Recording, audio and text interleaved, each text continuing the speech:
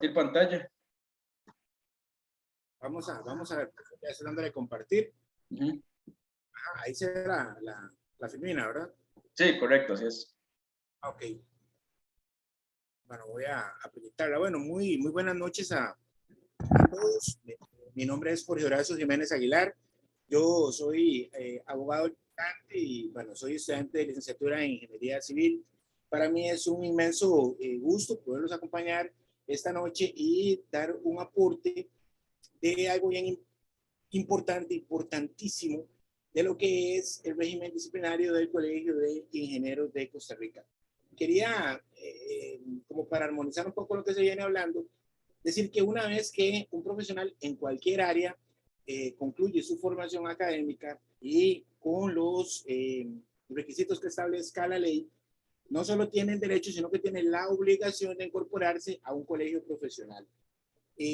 Hay todo un trámite administrativo, los colegios profesionales, el de ingenieros, el colegio de abogados y abogadas de Costa Rica, cualquier colegio profesional no sabe que ese profesional se acaba de salir de la universidad, ni siquiera le interesa.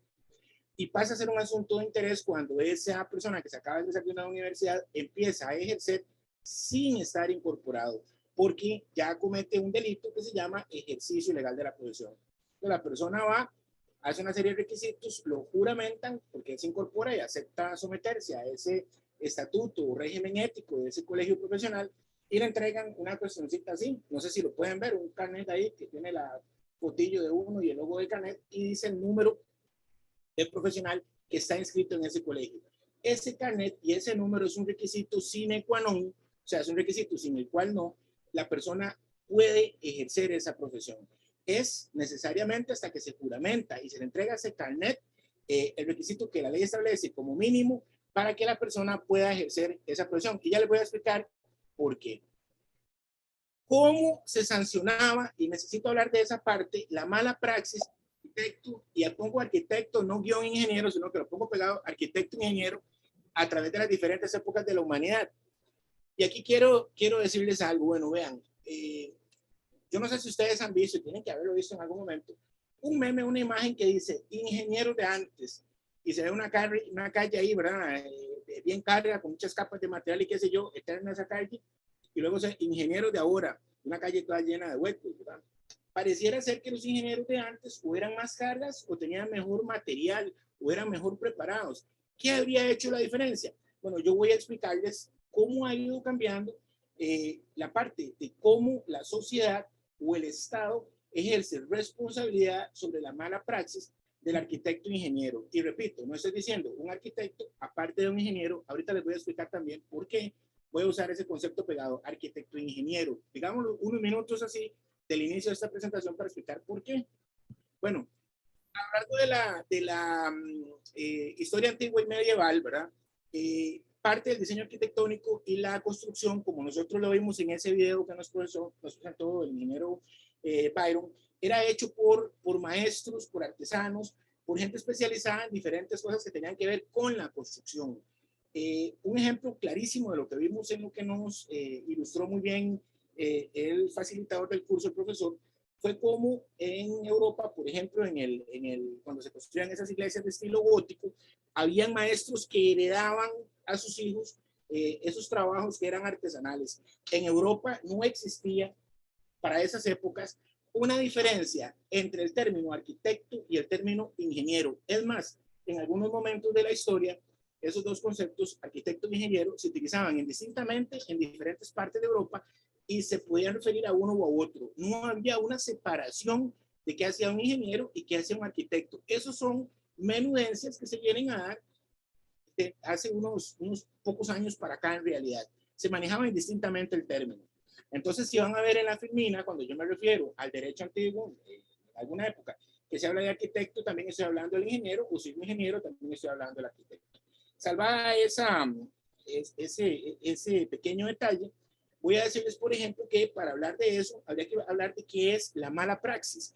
Bueno, la praxis es la práctica, ¿verdad? La práctica que hace un profesional sobre algo, y ahí evidentemente la mala praxis será la praxis equivocada. Nosotros oímos mucho el concepto de mala praxis prácticamente a cada rato, referido a los asuntos que tienen que ver con el campo de la medicina. Y creemos que esto es propio solo de esas áreas, cuando en realidad no.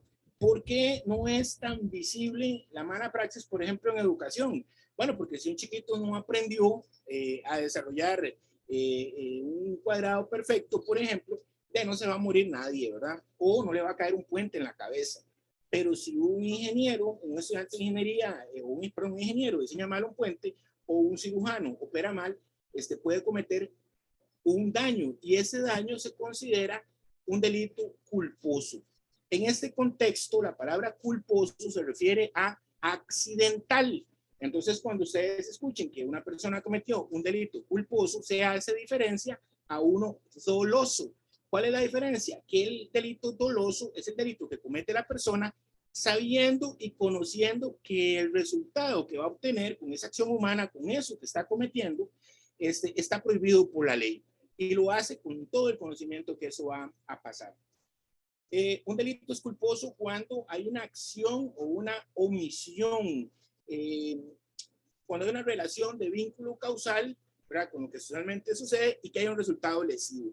El ejemplo más clásico que podríamos encontrar, por ejemplo, podría ser hace poco un derrape que se da de un vehículo en San José Centro, cuando una construcción con aparentes malos diseños estructurales, arquitectónicos, o incluso podría decirse ingenieriles, ¿verdad?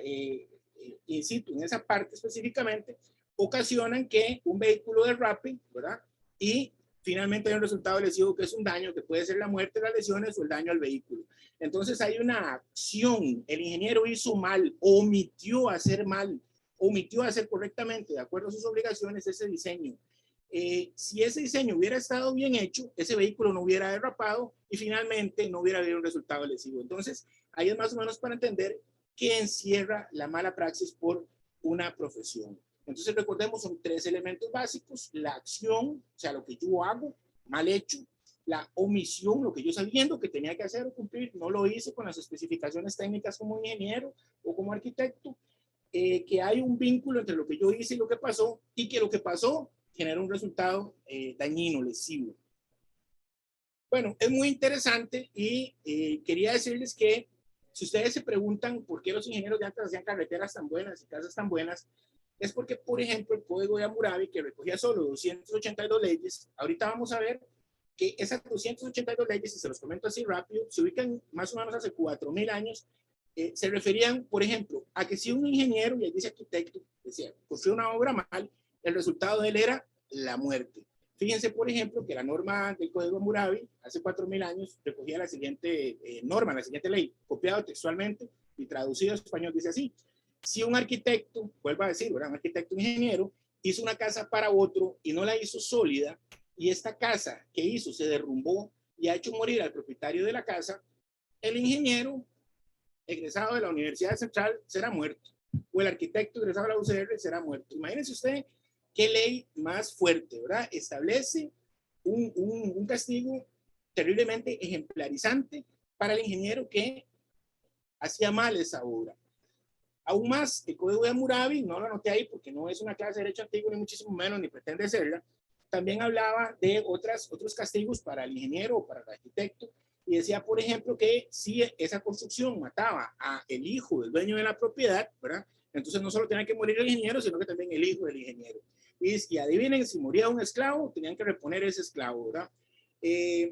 Más adelante, ya en la evolución de los tiempos, el Corpus Juris Civilis, que está ubicado dentro del derecho romano, recogía otra particularidad, y era la imposición de una especie, como digamos, garantía sobre la responsabilidad de la construcción. Por ejemplo, decía esa norma en alguna parte: todos aquellos a quienes se le hubiera encomendado el cuidado de obras públicas, o se le hubiera confiado el dinero en la forma acostumbrada para la construcción, están obligados, escuchen esto, junto con sus propios herederos, hasta por 15 años desde el día que se termine la obra, de suerte que si dentro de ese tiempo prefijado apareciera algún vicio en la edificación, y conste que ese término, vicios de construcción y vicios ocultos, todavía en la actualidad se utiliza, será reparado con su patrimonio. Qué interesante, ya esa evolución pasa de una pena menos severa a una pena muy gravosa, 15 años para que prescriba la responsabilidad del ingeniero, del arquitecto, del encargado de la construcción. ¿Y cómo tenía que repararlo? Con lo que tuviera. Más adelante, ya ubicados en el derecho medieval, y lo que voy a leer es porque si la encuentran alguna palabra un poco extraña, por eso dice sí a la par, es decir, que se copió como estaba en la norma, es porque es español antiguo, ¿verdad? Ya en el derecho español, ya un poquito más acá, dice así: si el encargado de alguna obra que por su culpa o negligencia contribuyera a que se cometa en ella algún fraude, quedará con todos sus bienes a disposición del rey. Imagínense ustedes qué interesante. Bueno, ahí viene otra serie de situaciones que se podrían dar, pero eventualmente lo importante acá es marcar que ya existe otro tipo de punición por la responsabilidad de una obra fallida o una obra fraudulenta o mal hecha, que sería el decomiso de sus bienes. En la antigüedad podría ser la muerte, siglos después era una responsabilidad hasta por 15 años que le podía aplicar hasta su patrimonio futuro, incluso el de sus hijos, el de su descendencia, y más modernamente era la confiscación. Actualmente, el Código Civil de Costa Rica, ya para empezar a hablar un poco de lo que es la responsabilidad meramente civil, porque también se puede hablar de responsabilidad penal, incluso administrativa, vamos a hablar un poquito de la responsabilidad civil en este momento acá en Costa Rica. En el artículo 1045 es un artículo que refiere a que cualquier persona que cometa un daño, ya sea porque lo hizo pensando que en que lo quería cometer, o lo hizo por accidente, ¿verdad?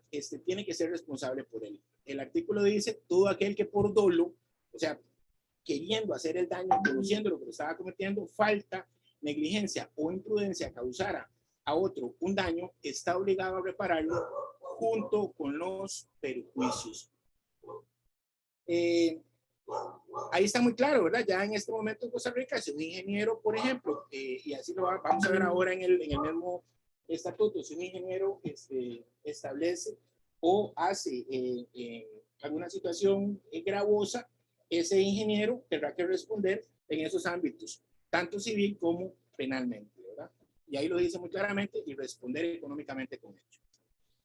El artículo, y aquí es algo que a mí me llama la atención como profesional en derecho, el artículo, porque uno cree que a veces la norma no existe eso dentro de la ley. La norma sí prevé, por reserva de ley, los artículos que hablan sobre las sanciones a los ingenieros y a los arquitectos por cometer fallas o omisiones en su trabajo. Voy a leer solo uno porque ahí están los otros tres, cualquiera puede buscarlo si gusta. Yo ahora les explico dónde se usan esos cuerpos normativos actualizados de forma gratuita. Por ejemplo, si tenemos sobre el artículo 1185, dice los arquitectos o empresarios, y vea que no dice ingenieros, qué interesante, los arquitectos o empresarios que se han encargado por ajuste o no de la construcción de un edificio o puente son responsables de su pérdida total o parcial, bien sea que provenga de un vicio de construcción o de uno del suelo, y dura esa responsabilidad 5 años contados desde la recepción de los trabajos. Fíjense ustedes que, y quería comentarles algo que pues imagino, algunos sabrán, otros no. Nosotros los ticos somos muy poco originales, la mayoría de normativa nuestra es copiada de otros países. Por ejemplo, el Código Penal de nosotros de Costa Rica, el Código Procesal Penal, perdón, es una copia del Código Procesal Penal de la provincia de Córdoba en Argentina. Este Código Civil es una copia de otros códigos civiles que se han repartido por América Latina. Entonces, por ejemplo, vean que ahí el código no dice los arquitectos e ingenieros, solo dice los arquitectos. Y eso genera un vicio en el derecho moderno, que es el principio de tipicidad. Entonces, si yo cometo un error como ingeniero, y yo soy ingeniero y la norma dice que los arquitectos, a mí teóricamente no me podrían sancionar. Y eso no es una leguleyada, sino que eso es un enfoque moderno contra el principio de tipicidad. Pero eso es otra historia. Lo que les quiero decir es que sí existen normas en la actualidad que regulen el daño para el profesional, ingeniero o arquitecto que pues incumpla con sus deberes propiamente en el ejercicio liberal o como funcionario del Estado. Como para retomar un poco lo que decían los compañeros atrás de su exposición, pues efectivamente el 3 de julio del año 1903 se funda un órgano, una institución que se llama en ese momento la Fundación de la Facultad Técnica de la República, mediante el decreto número 34, firmado por un solo ejecutivo, cuando era presidente don Ascensión Esquivel Ibarra, y eso se llamaba la Facultad Técnica de la República, que es el primer, digamos, colegio de ingenieros que había en ese momento. Nosotros, los que aspiramos a ser ingenieros civiles, perteneceríamos a un colegio específico que se llama el Colegio de Ingenieros Civiles de Costa Rica, que fue fundado en el año 1941. Y bajo ese esquema actual se estableció, según los términos de la ley número 4925, la ley orgánica del Colegio Federado de Ingenieros y Arquitectos, el 17 de diciembre del año 1971. Específicamente, los principales objetivos del Colegio de Ingenieros Civiles están definidos por la misma ley orgánica del Colegio Federado de Ingenieros y Arquitectos, y entre los principales, digamos, objetivos se encuentra estimular el progreso de la ingeniería, velar por el decoro de la profesión y reglamentar el ejercicio de la misma. Ya que algo que ya quiero empezar a hablar para entrar un poco más al fondo de la exposición, que sería que tiene que haber una ley para cualquier cosa que se quiera hacer socialmente e imponer, tiene que haber una ley, y eso se le dice en el derecho reserva de ley. Es decir, tiene que existir por reserva de ley. Y quería decirles algo. Bueno, si ustedes se dan, esa es la página del Colegio Federado de Ingenieros y Arquitectos. Es una captura, ¿verdad? Si ustedes dan una vuelta por la página del Colegio Federado de Ingenieros y Arquitectos, encontrarán una pestaña que dice leyes o reglamentos para las autoridades del Colegio Federado de Ingenieros y Arquitectos. En esa pestaña colocaron las normas como más esenciales para el ejercicio de la ingeniería en cualquiera de los colegios que están ahí unidos, y por eso forman una federación, a ese Colegio Federado de Ingenieros y Arquitectos. ¿Cuántas normas creen ustedes que existen, verdad? O que son para ellos esenciales conocerlas, que tienen que ver con el ejercicio de la profesión del ingeniero? Bueno, son 54 según esa página. Yo creo que son más, pero por lo menos esas 54 se refieren al ejercicio mismo de la ingeniería en sus diferentes áreas.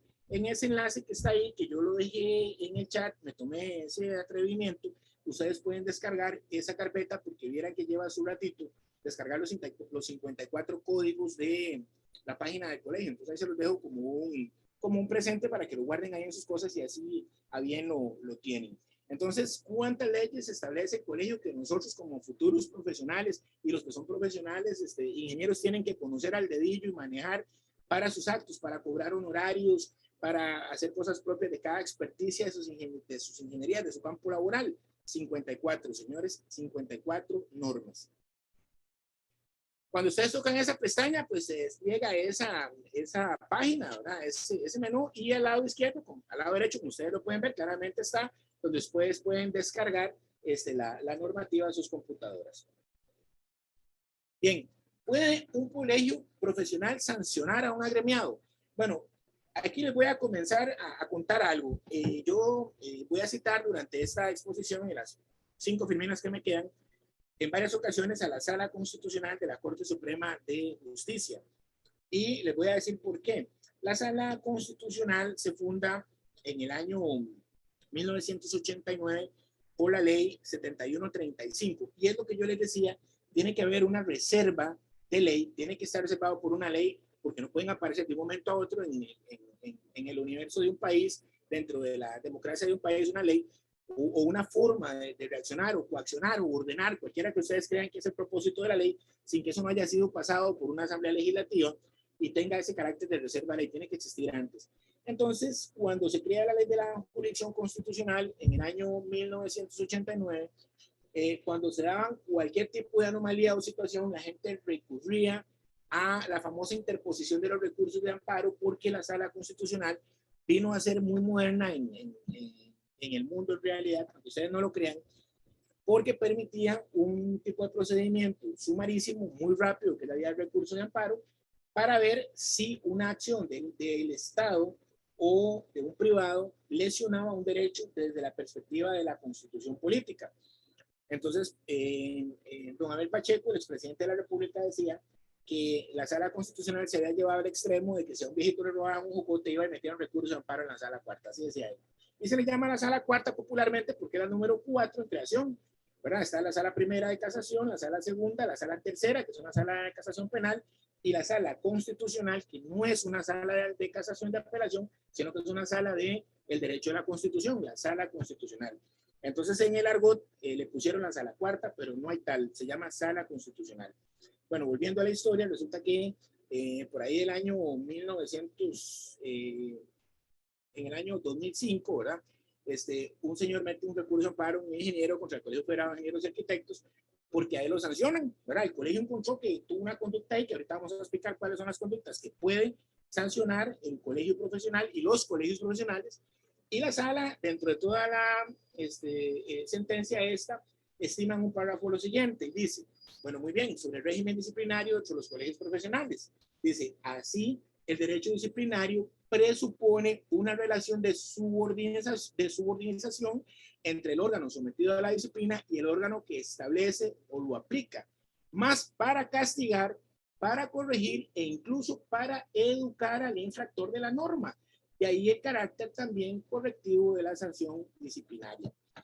Y hay toda una situación que se da con las sanciones disciplinarias y si yo estoy de acuerdo o no y ese tipo de cosas, así como se me imponen, pero fundamentalmente los colegios profesionales tienen esa función. El colegio profesional debe velar y debe castigar o corregir y tiene toda la potestad de ley para hacerlo. Al que no le guste, ¿qué puede hacer?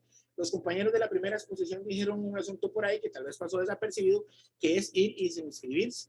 Nadie está obligado en Costa Rica a ser abogado, a ser profesor, a ser ingeniero. El que quiere va y entrega su carnet y ya y deja de serlo. Yo trabajaba para el Ministerio de Educación Pública y hace más o menos 15 días yo presenté mi renuncia, ya no trabajo más con el Ministerio de Educación Pública, después de 27 años de ser profesor de matemática, ya no quise más y punto, ya estaba, mi renuncia y se acabó. Nadie me obliga. ¿Qué norma está reservada entonces para el Colegio de Ingenieros y Arquitectos de Costa Rica para que pueda sancionar a un agremiado en esa condición de agremiado? Bueno, vean, es muy importante porque existe una primera norma que es el Código de Ética Profesional del Colegio Federal de Ingenieros y Arquitectos de Costa Rica, que tal y como está, se fundó en el año 1995, se creó. Y volvemos al tema, ¿verdad?, de la reserva de ley. Creo que hay un micrófono abierto, profesor. Sí, regálame un momento para ver. Listo. Gracias. Este código de ética, ya vamos concluyendo con la exposición, contiene 4 capítulos. El primer capítulo establece cuáles son las relaciones que tiene que tener el ingeniero. No estamos hablando del ingeniero civil, ni el ingeniero mecánico, ni el ingeniero de minas, ni el metalúrgico, no. El ingeniero en general tiene que tener 4 estadios y lo regulan 4 estadios o frentes éticos. El primero, la relación con la sociedad. El capítulo segundo, de la dignidad con su profesión, de la regulación y el trato con los otros colegas, y el número 4, el final, de la ejecución de los servicios como profesional en el área de la ingeniería. Voy a explicar así rápido qué es el debido proceso, porque nosotros tenemos una idea, y cuando digo nosotros, digo el ciudadano común y corriente a pie, de qué es el debido proceso, ¿verdad? Nosotros pensamos que el debido proceso, principalmente la gente que estudia ingenierías y ciencias, tiene que ver con una forma estructurada, por ejemplo, como cuando vamos a resolver una ecuación.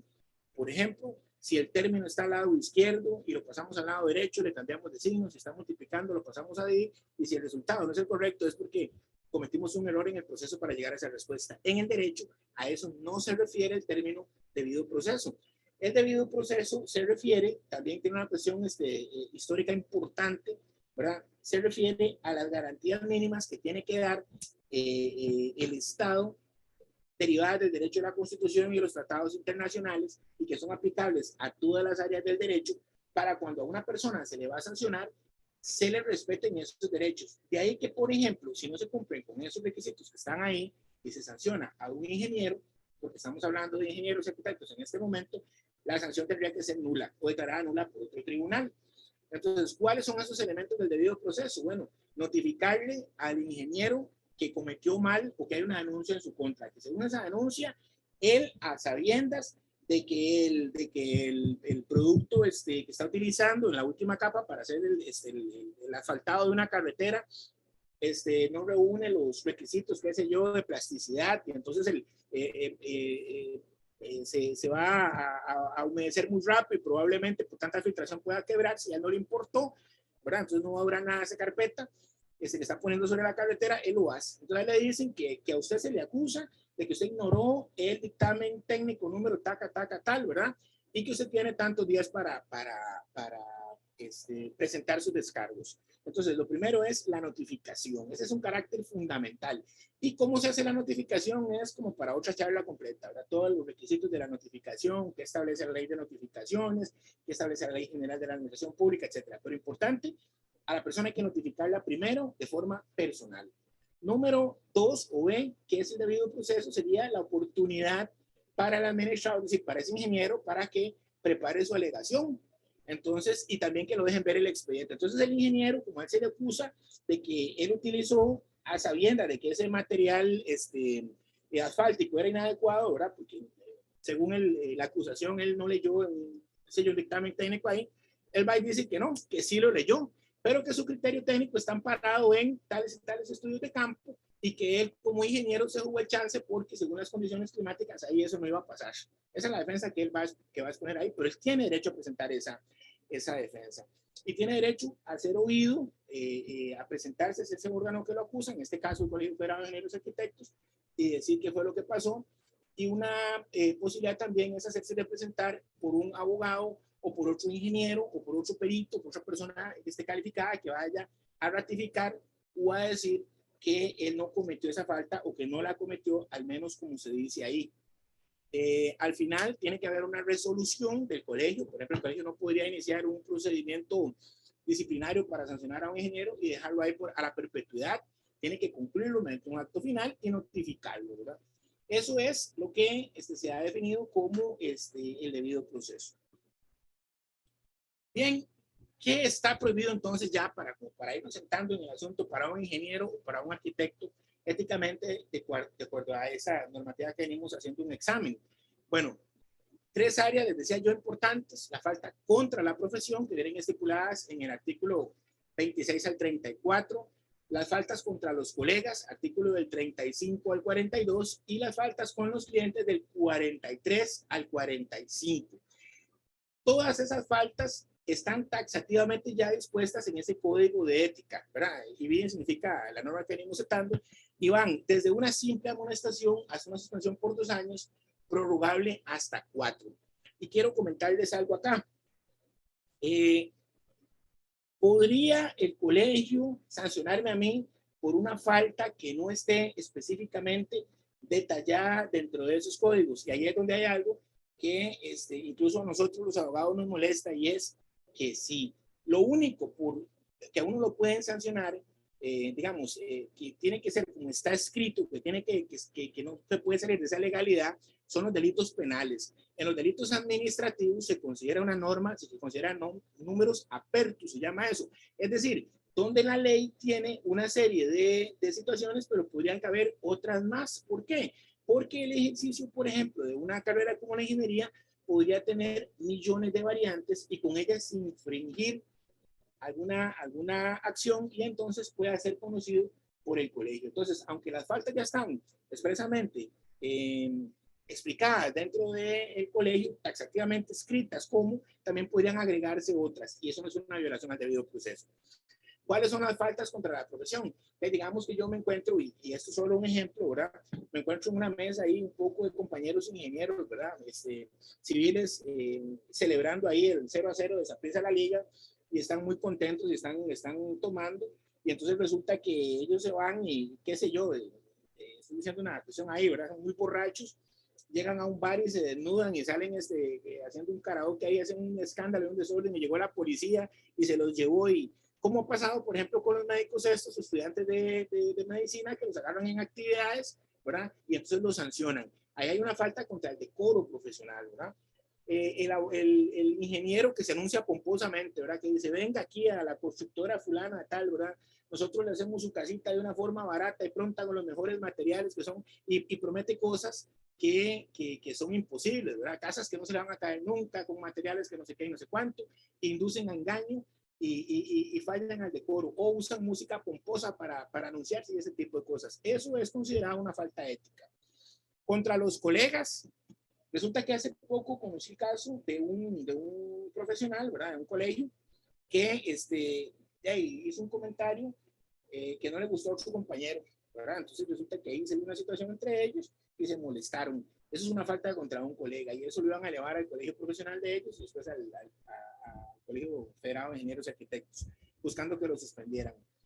Contra los clientes es cuando yo, por ejemplo, me voy, o los proveedores, y voy y negocio con otro, por ejemplo, un precio o una tarifa que no establece el colegio, o, por ejemplo, cuando voy con un proveedor y establezco una condición y compro un material diferente a los que dice una requisición técnica o ese tipo de cosas. Entonces, dentro de esas tres áreas se sitúa la parte de la responsabilidad ética del profesional frente a su colegio.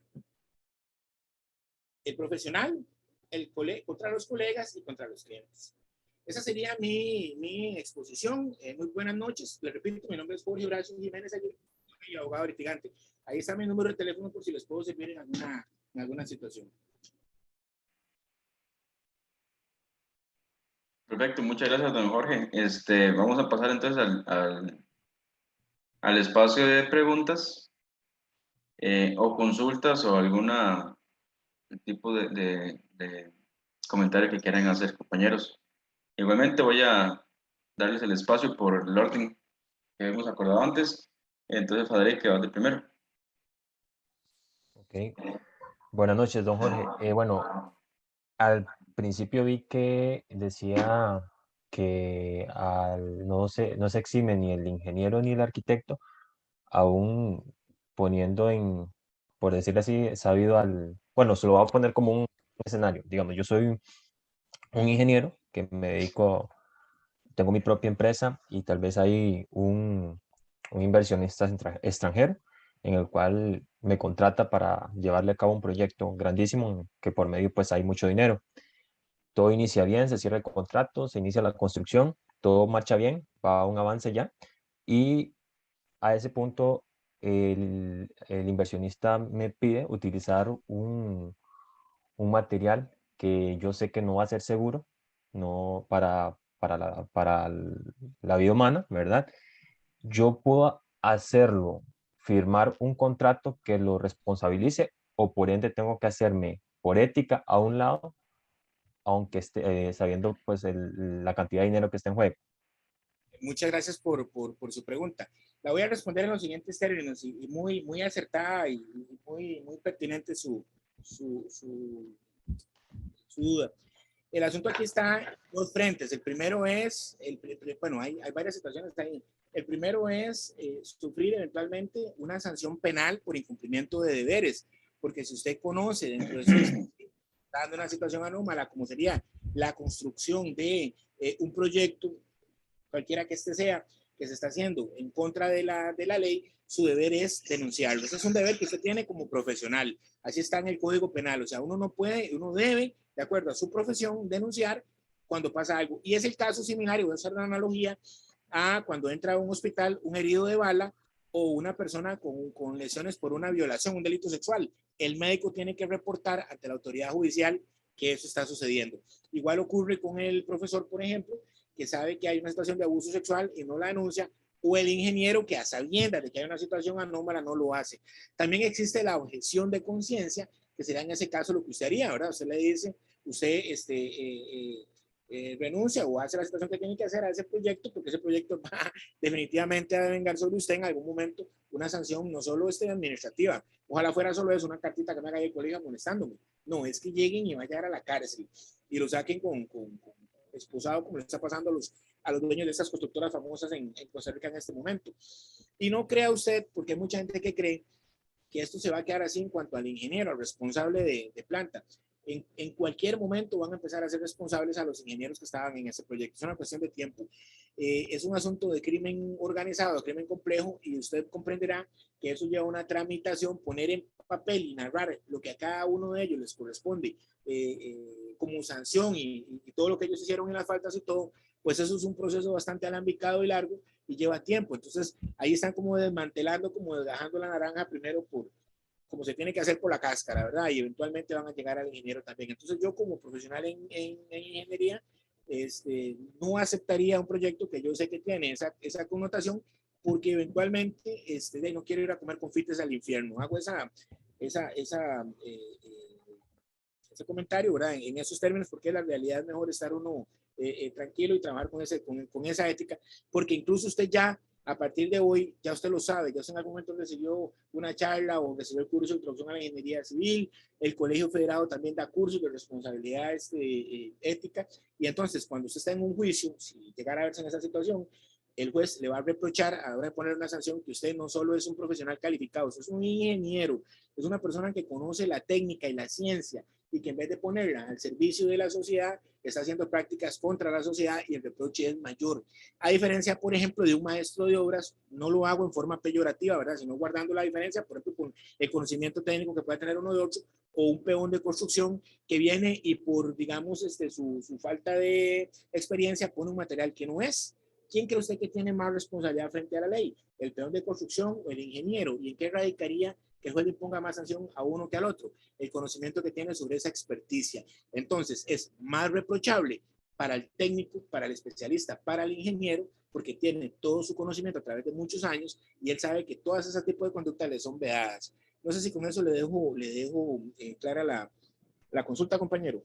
Y claro, muy claro, muchas gracias. Otra muy breve, don Jorge. Yo como ingeniero puedo incorporarme al colegio federado y posterior a esto, digamos, desvincularme, pasan los años y puedo volver a incorporarme, o ya no.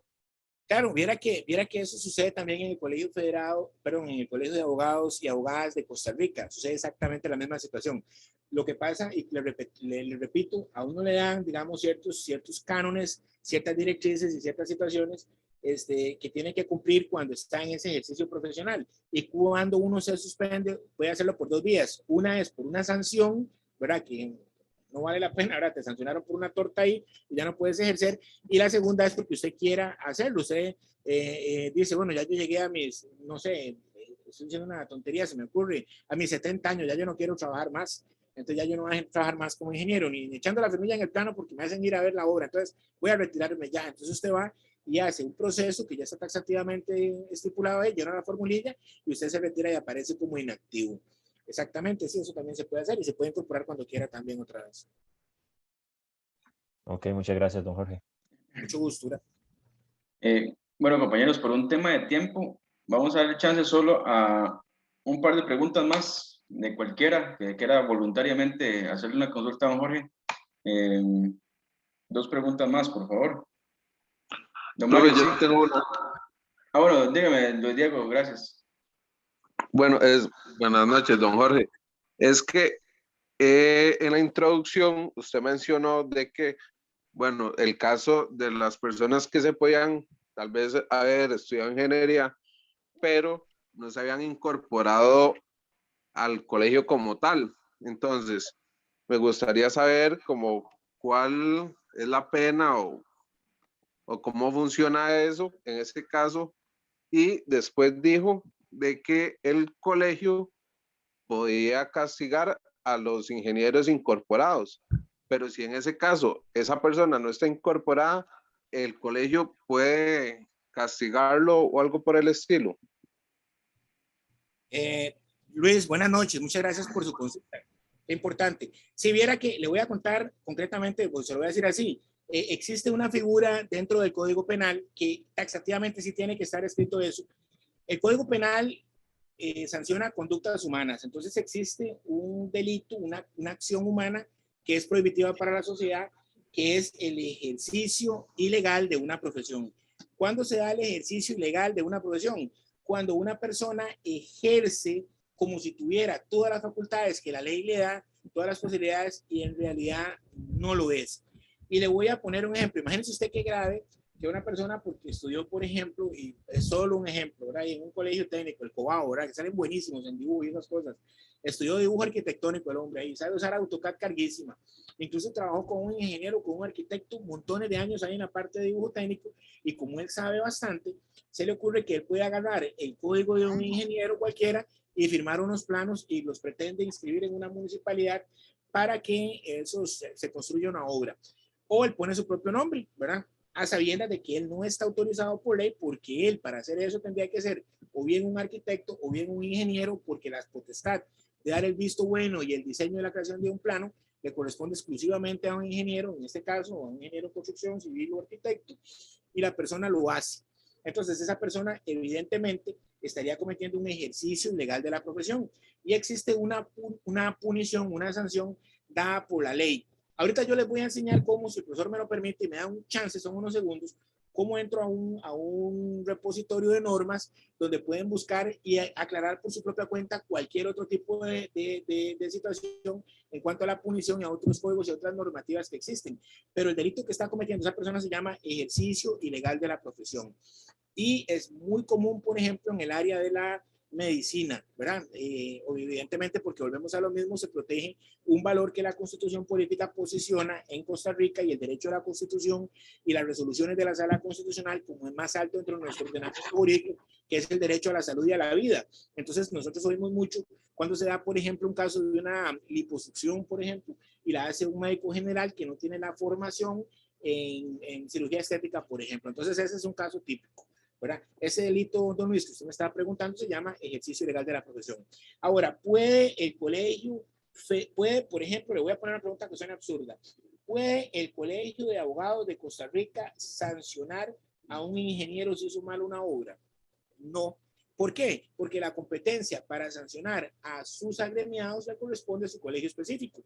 Entonces, una persona que cometa o que esté trabajando, por ejemplo, como ingeniero sin serlo, no es un asunto que sea resorte del Colegio Federado de Ingenieros y Arquitectos, porque el Colegio Federado de Ingenieros y Arquitectos no tiene la potestad por ley, digamos, en ese caso jurisdiccional, para poder sancionar a una persona. Pero el colegio sí podría eventualmente, ante la gravedad de una situación de esas, por ejemplo, interponer una denuncia. Está totalmente facultado por eso. ¿Por qué?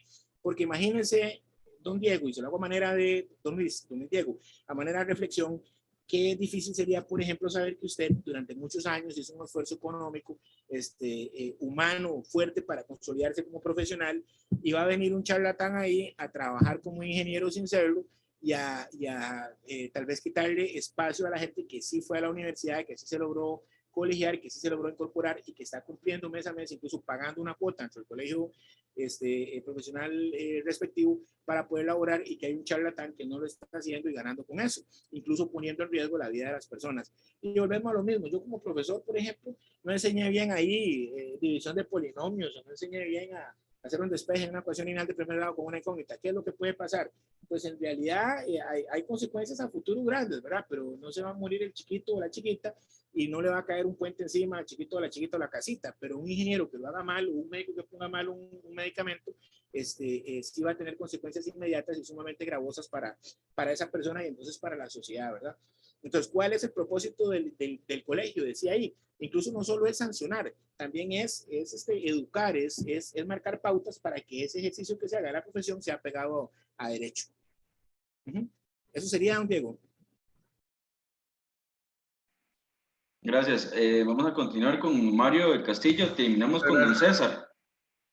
Esas dos consultas para terminar las preguntas. Tratamos de hacerlo un poco rápidas para que nos dé chance el último grupo de presentar de hoy. Profe, yo sí quiero una, ahí sí me deja, porfa, muy puntual. Ok, vamos con Mario. Ok, mi pregunta es sencilla. Yo a la hora de graduarme y al inscribirme al colegio, ¿tengo algún tipo de beneficio por trabajar profesionalmente y haciendo todo debidamente? Don Mario, buenas noches, gracias por la pregunta. Sí, evidentemente su beneficio va a ser poder trabajar bajo el amparo y la legalidad como personal técnico calificado para el Estado costarricense en cualquier parte de Costa Rica y hacer todas las labores para las cuales usted estudió. A contrario, sea en su sentido contrario, si usted no se colegia, no tiene ese derecho. Entonces, ¿cuál es el beneficio que tiene? El beneficio que tiene es poder ejercer su profesión en respaldo de un colegio profesional en cualquier parte del país con los lineamientos que se le establezcan. Ese es su beneficio. A contrario, Censo, por más títulos de ingeniería que usted tenga y especializaciones y que sacó un MBA y que sacó una maestría en Derecho Ambiental y que todo lo que usted quiera, no podría laborar, porque si lo agarran haciendo eso, está cometiendo un delito. Don Mario, ese es su beneficio. Ok, muchas gracias, compañero. Mucho gusto, Mario. Buenas noches, gracias. ¿Quién era el otro que tenía la mano levantada? César. Buenas noches, don Jorge. Buenas noches, don César. ¿Bien usted? Bien, don Jorge, quería hacer una consulta. Bueno, cuando uno firma un contrato con el CEFIA para algún proyecto, bueno, al final hay una casillita muy especial que dice que en caso de haber algún problema, usted tiene dos opciones. Una es solicitar un jurado imparcial, ¿verdad? El cual vea su caso, o la otra es defenderse por sus partes. Entonces, mi pregunta es, ¿quiénes forman parte de ese jurado del CEFIA? Y si en tal caso yo fuera a un jurado por X razón, ¿verdad? Usted ahora ponía un ejemplo muy claro que en una obra usted no puede llegar y si pasara algo echarle la culpa al maestro obra porque usted es el que está a cargo de él, entonces tiene que responder por él. Digamos que el maestro obra, si pasó algo en la obra, vos tenés que ir al juzgado. ¿Quién es ese juzgado? Y si yo me puedo apelar también a la ley RAC, ¿verdad? Para la resolución de conflictos. En ese caso, ¿podría hacerlo o no podría hacerlo? Sí, qué buena pregunta, don César, muchas gracias. Mira qué interesante, vea. Nosotros estamos hablando de que existen diferentes, digamos, niveles o frentes de responsabilidad por el ejercicio anormal de la profesión de ingeniero. Usted me señala puntualmente que el colegio establece una posibilidad de ir a un proceso frente a un tribunal de honor, se llama así, que tiene el Colegio Federado de Ingenieros y Arquitectos, y efectivamente se va a un proceso interno administrativo, es como un juicio, y ese juicio se establece con lo que nosotros vimos ahí que se llamaban las leyes o las reglas del debido proceso. A usted tienen que darle una serie de garantías. Entonces usted frente a ese proceso puede ir perfectamente, estando, digamos, pues con usted se contrata a un profesional en derecho, usted es ingeniero, usted gasta bien, puede pagar un buen abogado, y entonces ese abogado le va a explicar cuáles son sus derechos, que son esos que le estoy poniendo en pantalla, ¿verdad? Entonces, para buscar precisamente porque hay dos posibilidades. Número uno, que usted esté totalmente caído, entonces buscaríamos como representante legal una sanción que sea mínima. Si está muy caído, buscamos una sanción que sea mínima o buscaríamos cómo declarar que el proceso sea nulo, aunque usted tenga la responsabilidad, porque eso se lo permite el derecho. Y la segunda posibilidad es que usted no haya cometido la falta y tengamos tan abundante prueba que yo como abogado le digo, oye, vámonos al proceso, a ver, vamos a quebrar, no importa. Y aportamos peritos, y aportamos otros colegas ingenieros y otro tipo de peritos, hacemos un montón de cosas y reventamos el proceso y al final el colegio lo absuelve. Y una posibilidad que mucha gente no sabe y usted plantea y es muy interesante, y ojalá nosotros y los que están escuchando esta pequeña charla, este pequeño conversatorio sobre el derecho administrativo disciplinario, atesoren y lo guarden en su corazón, es algo que usted dijo sumamente valioso. La ley RAC o ley de resolución alternativa de conflictos. Fíjese, don César y profesor y compañeros, que en Costa Rica existe o una confianza muy grande en la autoridad jurisdiccional o los ticos somos muy problemáticos o hay muchos problemas porque ya es un fenómeno que se ha venido estudiando, la saturación de los procesos en los diferentes juzgados. Costa Rica está absolutamente colapsado y con esto de la situación del COVID-19 en procesos de todo tipo. A tal punto que la mayoría de procesos que se están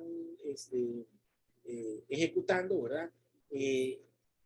Están ahí renderizados, están muy lerdos porque hay demasiados procesos. Entonces, el legislador previó un remedio que es la resolución alternativa de conflictos, donde las partes pueden sentarse a negociar una salida que no sea necesariamente el conflicto, la litis. Y le voy a explicar algo así rápidamente. Cuando hay un diferendo, hay una parte que necesita o quiere o pretende tener un derecho, hay otra que dice que no, que ese derecho no existe, entonces tiene que haber un tercero imparcial, que es un juez, que es el que dirime mediante una heterocomposición, mediante una resolución independiente de ese conflicto. En la materia de la resolución alternativa de conflictos no existe eso. Existe una persona que inmediatamente, si se puede ir a esa vía, porque hay excepciones en las que no se puede, por ejemplo, los delitos sexuales contra persona menor de edad, los delitos que causan lesiones, los delitos que son provocados con extrema violencia, no pueden entrar dentro de la ley RAC. Pero, por ejemplo, delitos como, por ejemplo, que hay como ocurre tanto, ¿verdad? Una urbanización, por ejemplo, que no se hizo un estudio de suelos, se dio un movimiento que no se planeó adecuadamente de tierra, no se previó y se dañaron unas casas. Entonces, el ingeniero tiene dos posibilidades. Una, o nos vamos a juicio y lo pueden implicar fuertemente. Yo como profesional en derecho le diría y tendría que hacer eso lo responsable, un examen ex ante, cuáles serían las posibilidades de que eso pasara, y entonces le digo, no, mira, mejor arreglemos con esta gente, es mejor pagarle una cantidad de dinero ahí que permita distraer un poco el asunto que no irnos a un juicio, que es muy propio de, por ejemplo, los sistemas punitivos en los Estados Unidos. Ustedes verán en las películas que es muy típico que los abogados lleguen y cuando ya están a punto de que el juicio les reviente, ofrecen un arreglo, porque es mejor negociar, es mejor pagar que irse a una sanción que podría ser sumamente gravosa para una de las partes, ¿verdad? En un caso podría ser incluso que aunque yo tenga la razón, no logre demostrar mi razón y entonces quede una lesión a una situación impune, ¿verdad? Lo cual sería muy cruel, pero también puede pasar. No sé si me expliqué en esa parte. ¿No cree usted que si a usted lo asaltan o tiene un delito o le pasa, es víctima de un delito o le pasa algo, el Estado va a correr y necesariamente usted va a lograr salir victorioso de ese juicio? El juicio es apenas una posibilidad, ¿verdad? No quiere decir que usted vaya a ganar aún siendo usted afectado con una situación, ¿verdad? Porque para eso existen los abogados. No sé, don César, si le quedó claro. Jorge, sí, muy claro. Sí, muy claro. Muchas gracias. Sí, yo sabía que el CEFI ahí tenemos esa facilidad, ¿verdad? La ley RAC ahí para conciliar y todo eso, pero muy claro y te felicito por la exposición. Excelente. Don César, muchas gracias. Lo hice con la mayor disposición y con el mayor profesionalismo para ustedes, con el mayor cariño del mundo también. Entonces, muchas gracias. ¿Cuál es el otro que hacía falta? Don Carlos, creo que quería una consulta rápida, por favor. Sí, don Jorge, ¿cómo le va? Mira, bien, gracias. Mira, dentro de lo que pusiste ahí, pusiste una ley, la 1186, me parece, y que decía que la responsabilidad de una obra se comparte entre el ingeniero del diseño y el que ejecuta la obra. Pero vamos a ver, es un detalle curioso, ¿verdad? Exactamente. Es un detalle curioso porque si el que diseñó mal, ¿por qué va a responder el que está construyendo, verdad? Tendría uno que como constructor empezar a revisar el diseño del responsable, ¿verdad? Para poder construir bien. ¿Me entiende, digamos, la ambigüedad o el problema, digamos, cuando los dos están implicados en lo mismo? No sé si me entendés. Claro que sí, don Carlos. Muchas gracias y buenas noches. Gracias por la pregunta. Don Carlos, le voy a comentar que eso que está ahí no son leyes, sino que son artículos del Código Civil nuestro. Nosotros tenemos en este momento, digamos, dos normativas. Una que es el Código, hay muchas normativas, es una tontería, pero para entendernos sería así como para tener un marco de partida sobre algunas cosas, el Código Penal que establece cuáles conductas son delitos y cuáles no, y un Código Civil que establece qué pasa con, digamos, cómo establezco yo responsabilidades en la vida como civil con otras personas que me rodeo. Y hay un código que se llama Código Procesal Civil que establece de qué forma se hace eso en la parte jurisdiccional, a efecto ya de llevar un juicio. El Código Civil nuestro, en el artículo 1186, dice que si un empresario hubiera encargado de hacer una construcción según el plano proporcionado por un arquitecto elegido por el propietario, la responsabilidad se repartiría entre el empresario y el arquitecto, respondiendo aquel por la pérdida proveniente de la ejecución defectuosa de los trabajos o por el empleo de los malos materiales y este de los vicios del plano. Yo quería comentarle un asunto, vea, las normas son puntos de partida, pero ninguna norma, ningún artículo que esté dentro de una norma podría establecer todas las posibilidades que se den, digamos, y que a la hora de escribirse una demanda, en este caso una demanda civil, o a la hora de escribir una denuncia penal, porque se llaman diferente, en el caso de la materia penal se llama denuncia y en el caso de la materia se llama demanda, ¿verdad? Incluso administrativo tiene otro nombre. Cuando yo estoy escribiendo cualquiera de esos dos tipos de esos requerimientos en esas jurisdicciones, yo trato de que la conducta que yo estoy escribiendo se parezca bastante, ¿verdad?, al artículo que yo voy a citar como un agravio. Entonces, lo que le quiero decir es que nos parezca, digamos, justo o no, nos parezca lógico o no, se llama derecho positivo, así está escrito, y entonces eso trata como de englobar una situación de responsabilidad en ese caso, que por el legislador en ese momento fue pensada así. Y quería decirle algo, don Carlos, fíjese en esto, fíjese que esos artículos de ley hablan de arquitectos y no hablan de ingenieros. Y no sé si a usted le llama la atención o no. Imagínense que este Código Civil de nosotros es un código copiado de un código español, ¿ve? Y ese código español tiene raíces del código napoleónico francés. Y el código napoleónico francés tiene raíces de... Entonces, lo que le quiero decir es que aquí hay un fallo grandísimo de parte de legislador nuestro que viven haciendo leyes insulsas, ¿verdad? Como por ejemplo, y no lo digo por el susceptibilidad, lo digo como un profesional en derecho y mi opinión profesional como tal. Por ejemplo, una ley que si una persona se quita un condón cuando está teniendo relaciones sexuales, se le debe meter 8 años de cárcel, por ejemplo. O sea, eso es absurdo. Pero si a una familia con determinado estatus social se le cae la casita encima porque lo estafó un conglomerado de estafadores con títulos de ingenieros o de arquitectos, ¿verdad? No va a pasar nada. Me explico. O sea, hay cosas que están dentro del derecho que son muy raras, que corresponden a situaciones prácticamente inexplicables y que tienen que ver con una cosa que los grandes estudiosos del derecho han llamado política criminal.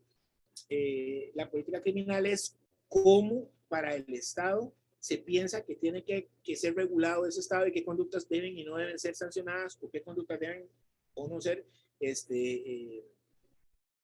ponerles un límite o un freno frente a diferentes posibilidades. Entonces, don Carlos, yo no sé si queda clara su consulta, pero sí, efectivamente puede ser que para usted no sea muy coherente o muy lógico incluso la redacción del artículo, pero así lo pensó el legislador. Correcto, no, me queda claro. Muchas gracias, más bien. Muchas gracias a usted, don Carlos. Muy buenas noches. Muy amable. Gracias, don Carlos. Bueno, muchas gracias, don Jorge, por su presentación. La verdad es que es muy completa, un buen manejo del tema. Le agradezco mucho su participación. Vamos a